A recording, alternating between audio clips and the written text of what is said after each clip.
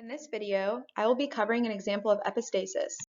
Every gene has two alternate forms called alleles. An allele pair is called a genotype, and the way it is expressed physically is called a phenotype.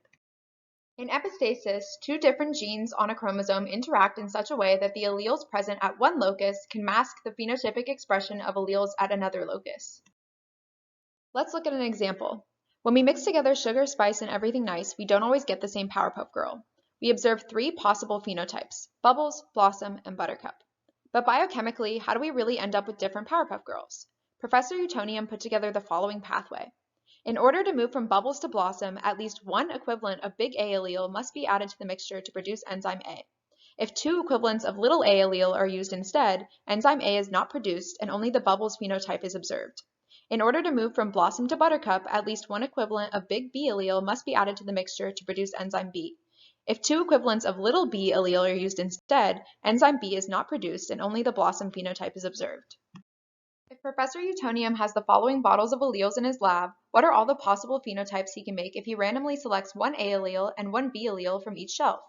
Well, we can expect to get four possible phenotypically relevant genotypes for a typical dihybrid cross: big A, big B, big A, little b, little A, big B, and little a, little b. In a case where epistasis is not a factor, we would expect each of these genotypes to create a different phenotype with a probability ratio of 9 to 3 to 3 to 1. But how many phenotypes do we actually observe? Well, for the first one, we have both criteria to get us to the Buttercup phenotype, big A, then big B.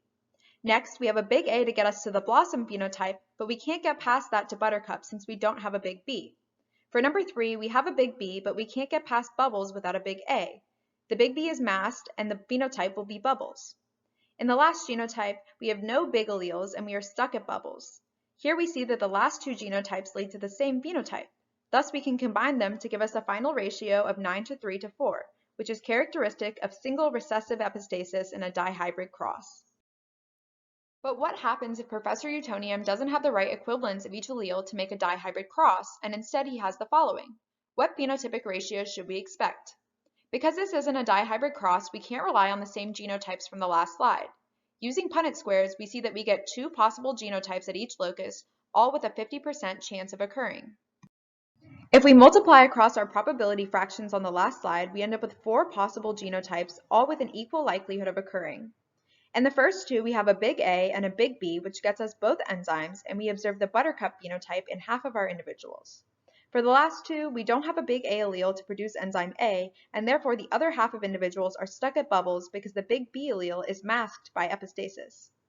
If we multiply by our denominator, we're left with a 1-to-1 phenotypic ratio for this cross.